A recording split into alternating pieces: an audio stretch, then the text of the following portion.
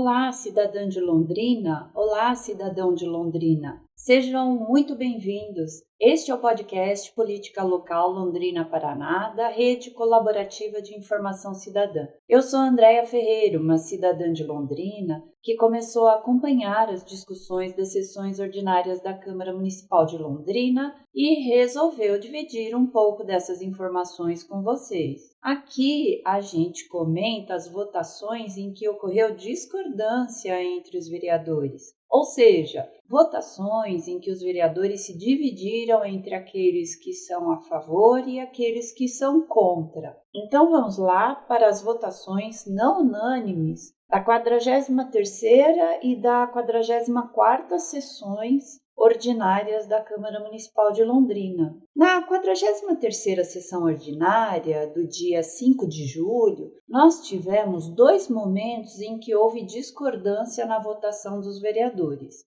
Já na 44ª sessão, do dia 7 de julho, não houve discordância nas votações. Então, trataremos nesse episódio das votações da 43ª sessão. Vocês podem verificar aqui no quadro o tipo de matérias que foram votadas. Foram votados projetos de lei, pareceres prévios de comissão a um projeto de lei, solicitação de prorrogação de prazo para emissão de parecer a um projeto de lei, requerimentos. No caso aqui, nós destacamos dois requerimentos que não tiveram a concordância de todos os vereadores. Foram os requerimentos 277 e 280. O requerimento 277 trata do envio de cumprimentos aos dirigentes do Instituto Federal do Paraná. Já o requerimento 280 trata do envio de cumprimentos aos vereadores de Curitiba por votarem pela cassação do vereador Renato Freitas, do PT, Partido dos Trabalhadores. Vamos então detalhar a votação desses dois requerimentos. O primeiro caso está ligado à inauguração do campus do Instituto Federal do Paraná. O novo prédio fica na Zona Norte, na Avenida Liberdade, no conjunto Rui Virmont Carnacielli. Agora, então, a Zona Norte passa a ter uma universidade pública e isso trará mais oportunidades para a sua população. A princípio, os cursos que migrarão para o campus da Zona Norte serão os dois cursos técnicos de Biotecnologia e Informática, que são integrados ao ensino médio, o curso técnico de Enfermagem e os dois cursos superiores de licenciatura em Ciências Biológicas e de Tecnologia em Análise e Desenvolvimento de Sistemas. O Instituto tem compromisso com a democratização da educação e, para isso, ele reserva 60% das vagas para estudantes da rede pública, 10% para pessoas pretas e pardas, 5% para indígenas e outros 5% para pessoas com deficiência. Outros cursos serão implementados no futuro com a expansão da estrutura do campo. O requerimento 277, de autoria da vereadora Lenir de Assis, do PT, Partido dos Trabalhadores, pede o envio de congratulações ao reitor do Instituto Federal do Paraná e ao diretor-geral do campus Londrina pela inauguração da nova sede. A gente pode entender essa iniciativa de enviar os cumprimentos como uma forma de fortalecer a importância desse momento de incremento da educação aqui no nosso município. Então, nesse momento de festejo, de uma conquista para Londrina, nossos vereadores demonstram satisfação e reconhecimento enviando esses cumprimentos. A ideia é essa, ou seja, demonstrar aprovação, parabenizar, e por meio dos vereadores, são os cidadãos de Londrina que demonstram sua satisfação. Na votação, dois vereadores foram contra o envio desses cumprimentos. Foram a vereadora Jessicão, do PP, que é um partido considerado de direita, o Progressistas, e o vereador Santão, do PSC, Partido Social Cristão, que é considerado de extrema-direita. Mas, como a maioria votou a favor, os cumprimentos foram enviados.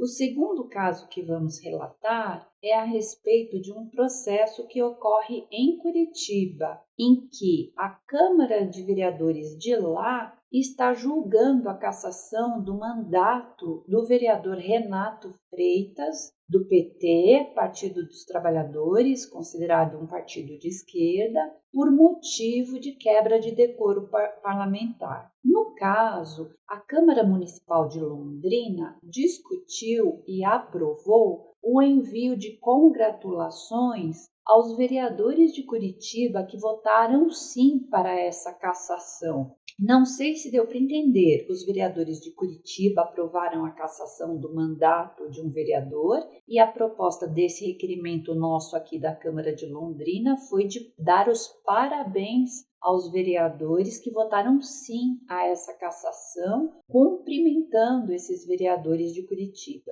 Não foram todos os vereadores de Curitiba que votaram sim, mas foram muito poucos, né, que votaram não. Aqui o quadro de votos não é de Londrina, vocês estão vendo o quadro de votos lá do dia da votação pela cassação desse vereador. E essa votação ocorreu no dia 21 de junho, que foi a primeira discussão dessa cassação. Podemos notar claramente que lá os votos sim para a condenação desse vereador são em sua maioria dos partidos do campo da direita, sendo que esse campo é tão grande lá em Curitiba como aqui em Londrina entre os nossos vereadores, quer dizer, o campo da direita, dos partidos de direita, é tão grande lá quanto aqui. Nesse quadro vocês podem ver uma comparação e como aqui em Londrina os vereadores do campo da direita são bem mais numerosos do que os do campo da esquerda. Há uma pequena diferença em Curitiba, pois existem 2 vereadores cujos partidos são considerados de centro. Ok, mas o que tem a ver falar de vereadores de Curitiba, né? Vocês podem estar se perguntando. Primeiro, porque esse requerimento nosso aqui da Câmara de Londrina é dirigido aos vereadores de lá. E em segundo lugar, porque a gente aproveita essa situação para analisar essa composição de Curitiba, dos vereadores de Curitiba, porque nossa proposta aqui é conhecer melhor os posicionamentos e ideologia dos partidos. Então, quanto mais votações a gente conhecer, melhor. Mas voltando aqui, a votação dessa cassação foi a seguinte: 25 votos a favor da cassação e 7 votos contra. O vereador Renato Freitas é do PT, partido de esquerda, como eu já falei. Vejam que dos 7 votos contrários à sua cassação, 4 são do campo da esquerda. Vejam que dos 6 vereadores do campo da esquerda, 2 votaram a favor da cassação, um do PDT e outro do PSB. Os 2 vereadores do centro também votaram contra essa cassação. Eles são do Partido Cidadania e do Partido Verde. E o campo da direita? Bom, esse campo votou em peso pela cassação, a menos do vereador Mestre Pop, do PSD, Partido Social Democrático, que é considerado um partido de direita. Esse vereador, o Mestre Pop, é negro, então a gente pode ter uma pista do porquê ele vota diferente dos demais vereadores de direita, pois ele deve ter uma compreensão diferente do problema envolvendo o vereador Renato Freitas. E o que você sabe do caso do vereador de Curitiba? Pois bem, eu fiz aqui uma pequena pesquisa, né, para apresentar para vocês o caso. O vereador Renato Freitas tem 38 anos e é negro. Ele é um vereador muito combativo e não é a primeira vez que a Câmara de Curitiba tenta cassar o seu mandato. Ele é advogado e mestre em Direito, formado pela Universidade Federal do Paraná. Ele já trabalhou na Defensoria Pública do Estado do Paraná e atuava como professor universitário e advogado popular antes de ser eleito vereador. Ele é acusado pela Câmara de Curitiba de participar de uma manifestação que invadiu uma igreja no dia 5 de fevereiro deste ano. Essa é a palavra que as opiniões que o condenam usam com frequência: invasão. Mas foi isso mesmo que aconteceu? Ele e os demais manifestantes interromperam o culto na igreja? Eles invadiram a igreja? Eles depredaram a igreja? Então, eu vou tentar rapidamente aqui passar algumas informações para contextualizar, dar uma ideia melhor. Vocês podem pesquisar, tem muitas informações na internet. Eu vou dar aqui os caminhos e quem quiser aprofunda vendo mais detalhadamente na internet. Primeiro de tudo, não houve depredação na igreja, né? A manifestação foi pacífica. Houve sim no início uma falta de comunicação com os fiéis que estavam assistindo uma missa durante a manifestação, mas depois foi esclarecido o motivo da manifestação e hoje o próprio padre que rezava a missa está apoiando o vereador Renato Freitas e sendo contra a sua cassação. Em 9 de fevereiro, então, a manifestação ocorreu no dia 5. No dia 9, como houve muita repercussão na mídia, fazendo questão de colocar o vereador como um invasor de igreja, no dia 9, o vereador pediu desculpas publicamente por qualquer ofensa que a manifestação tenha causado aos fiéis na ocasião. No dia 28 de março, a própria Arquidiocese de Curitiba, mais ou menos quase 2 meses depois, né, do fato ocorrido, e a Câmara de Curitiba estando já se preparando, dando processo a uma culpabilização, uma condenação do vereador, propondo a cassação, no dia 28 de março, a Arquidiocese de Curitiba enviou um documento à Câmara de Curitiba pedindo que o vereador não fosse cassado, não tivesse o mandato cassado. Mas mesmo assim, a Câmara de Vereadores de Curitiba deu prosseguimento ao processo. Mas voltando um pouco, que manifestação era essa que o vereador Renato Freitas estava envolvido?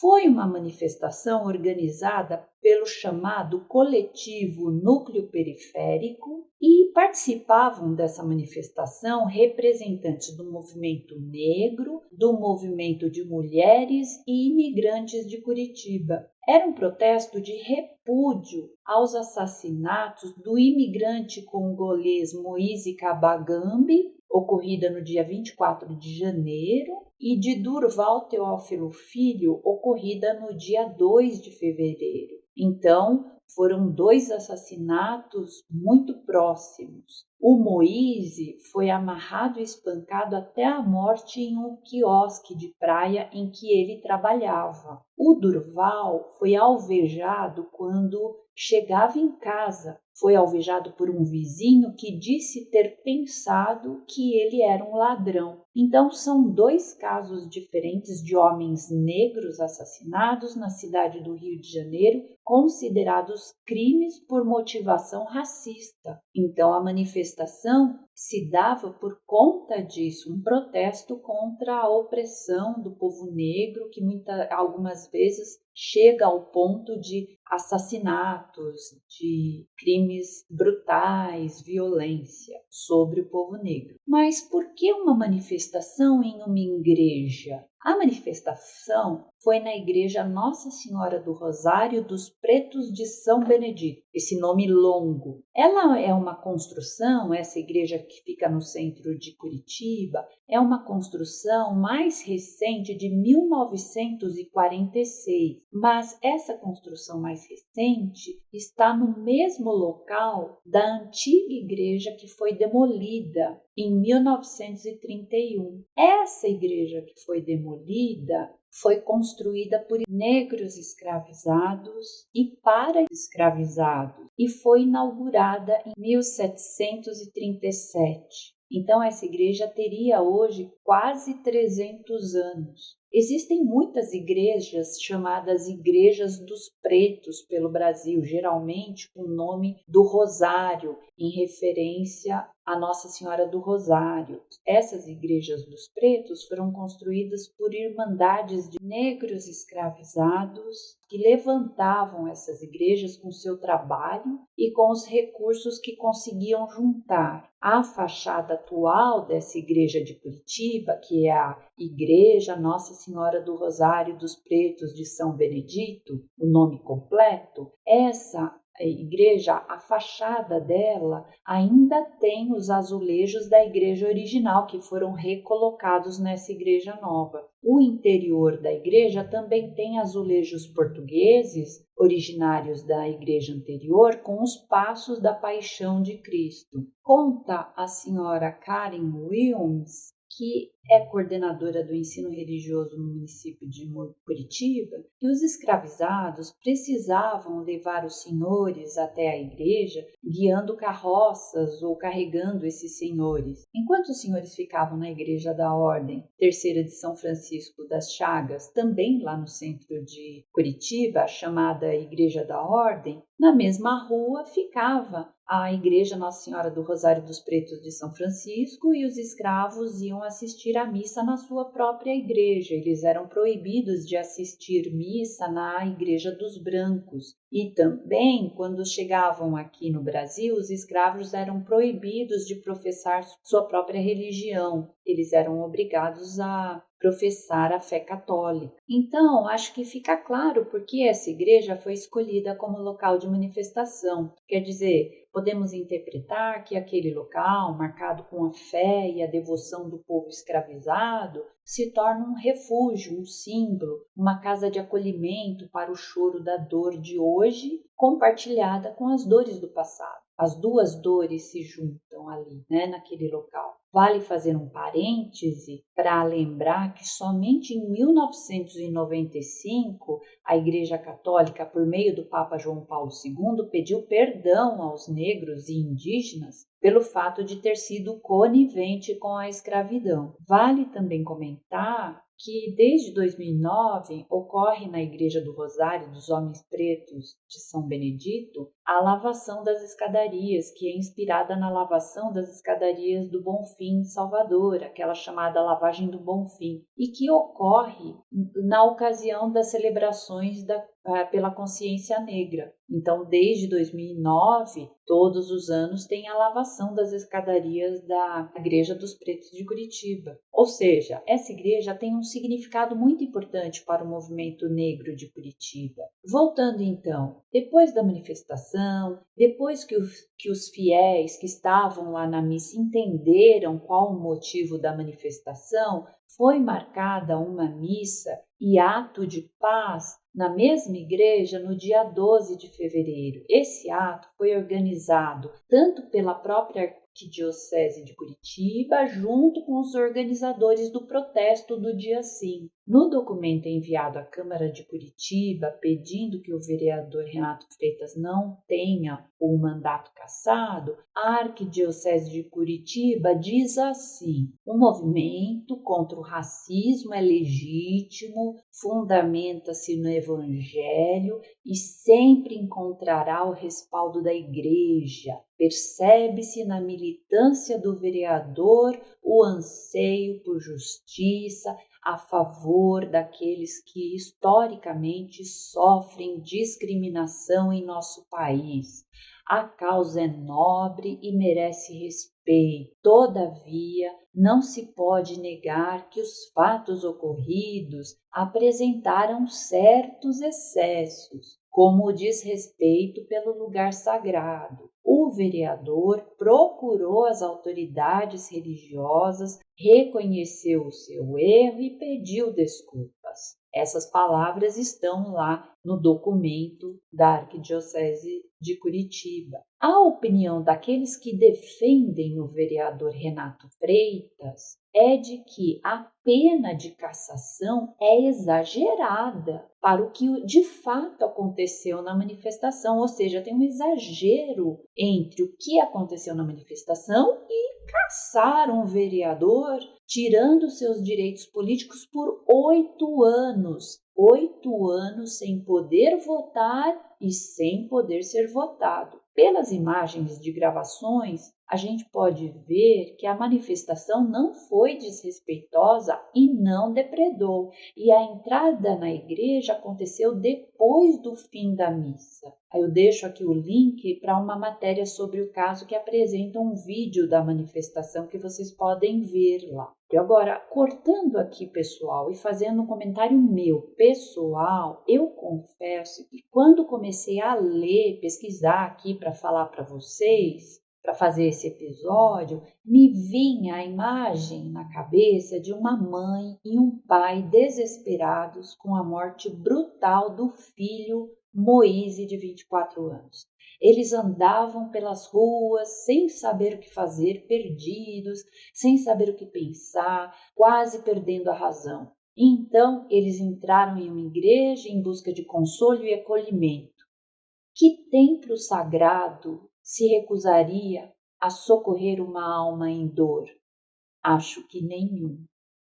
Se o argumento para incriminar o vereador que luta pelas causas das populações mais sofridas é o de invadir um culto religioso, eu fico me perguntando se a morte de Moise e de Durval não valeriam a interrupção de um culto.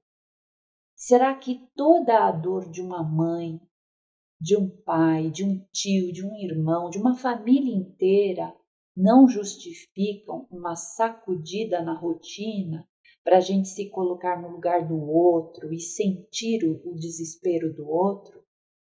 Moise foi amarrado e espancado até a morte. E tem vídeo na internet que mostra imagens aterrorizantes desse ocorrido. Que mãe não ficaria fora de si com uma coisa dessa? Eu acho que a manifestação de Curitiba e de tantas outras que ocorreram pelo Brasil estava sintonizada com essa dor, a dor de um povo massacrado anos e anos e que continua até hoje. Mas esse povo não saiu dando tiro, espancando, pagando na mesma moeda. Não. A comunidade dos ofendidos pela morte desse irmão manifestou-se pacificamente, mas com determinação, com cartazes, com palavras de ordem, com altivez, com apoio mútuo, buscando força e esperança, em lugar de sucumbir ao ódio, ao medo e à humilhação. Reuniram-se e entraram na igreja erguida por seus ancestrais para reivindicar uma vida digna aos pretos e um mundo mais justo, mais pacífico, mais igual. Bom, aqui acaba a minha imaginação. Sobre a manifestação na igreja, a senhora Raimunda, mãe do Renato Freitas, diz no documentário que se chama Renato, um de nós, que está aqui indicado na descrição, você pode assistir, está no YouTube. Ela diz: achei muito lindo o fato deles terem conseguido entrar numa igreja, eram negros, numa igreja construída por negros, onde tem o cemitério de escravizados. Achei o lugar perfeito e não teve desrespeito nenhum com a fé, nem com a religião, nem com o templo. Bom, essa decisão de junho, que cassou, vocês viram os votos ali de quem votou sim, quem votou não, na Câmara de Curitiba, essa decisão foi anulada, porque o Tribunal de Justiça do Paraná julgou as votações ilegais, porque a Câmara agiu de forma muito apressada para votar logo a cassação e não respeitou os prazos legais do seu próprio regimento. Mas logo a Câmara convocou novas sessões para votar a cassação, porque teve o recesso parlamentar, que também teve assim como teve aqui em Londrina, do dia 16 até o dia 31 de julho, houve recesso parlamentar, mas logo a Câmara de Curitiba já marcou novas sessões, marcadas para os dias 4 e 5 de agosto. Está acontecendo agora. Provavelmente esse episódio será publicado no dia 5. Hoje, que é dia 4 de agosto, já vi que a votação pela cassação ganhou novamente a maioria. Então é quase certo que a Câmara de Curitiba vai alcançar o seu intento e cassar o vereador Renato Freitas. Conclusão: o requerimento 280 de 2022, de autoria do vereador Santão do PSC, Partido Social Cristão, que é um partido considerado de extrema-direita, foi aprovado por nossos vereadores. Esse requerimento pediu o envio de congratulações aos vereadores que votaram sim pela cassação do vereador Renato Freitas, que ocorreu em junho. Então, é como se nós, cidadãos de Londrina, dessemos os nossos parabéns aos vereadores de Curitiba por terem cassado o vereador Renato Freitas. Quer dizer, os vereadores eleitos por nós, aqueles que votaram sim a esse requerimento, decidiram enviar esses parabéns em nome do povo de Londrina. Nas palavras do requerimento, o povo de Londrina julga que o vereador de Curitiba brincou com a fé alheia, promoveu perturbação de culto, invadiu a igreja e trouxe pânico aos fiéis durante o culto. Essas são as palavras usadas no requerimento do vereador Santão. Essas são as palavras de nossos vereadores, ou melhor, daqueles que votaram sim, como vocês viram na súmula do requerimento. Essa aprovação, porém, não foi unânime. Os vereadores que votaram não ao envio dessa felicitação aos vereadores de Curitiba foram 3 mulheres, uma de direita e 2 do campo da esquerda.